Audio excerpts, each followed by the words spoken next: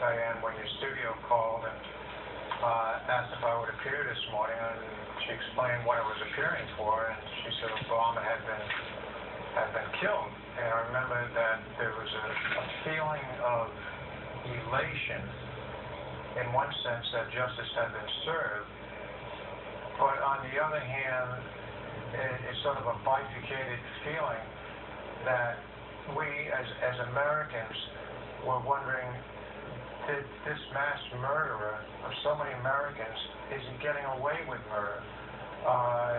Justice had to be served at some point. So there was a feeling of elation, but for those of us who lost so much on 9/11, it wasn't totally closure.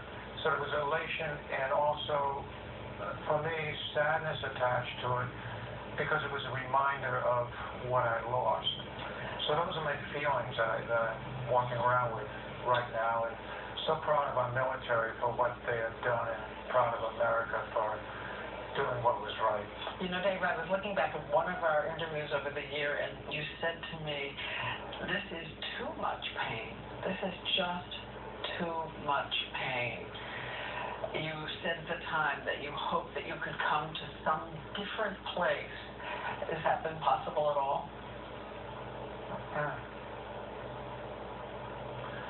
Yes, it's a different place, but there's still reminders, like this morning there's a reminder, and there's a sadness that comes over you, again, of what you lost. But I am at a different place, and I can look at my wife and daughter in one sense, in a better sense, and just thank God for allowing them to be in my life for that short period of time, rather than 100% of this anger and this sadness.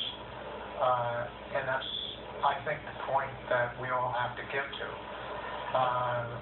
But it's difficult, and feelings go back and forth, where I have gotten on with my life, and that's what they would want, and it is better. Thank you for asking. And Alice, I know that you have said that Osama bin Laden will answer to God someday. What is it you say to yourself each morning now? Well, it is a form of closure to know that Osama bin Laden is facing his God. It is reassuring to know that he is no longer fomenting violence.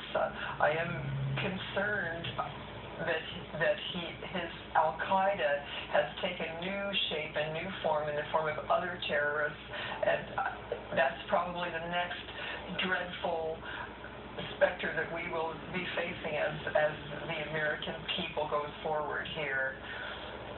Well, I want to say again, the two of you showed us so much strength in those first hours and over this decade, and we are grateful to you for joining us on this morning. And we said, Diane, you've always been an inspiration to me. Thank you, Allison. We know how much we were moved by both of you in the days after 9/11. Thank you both. Thank you, Diane. And coming up next, final thoughts on this.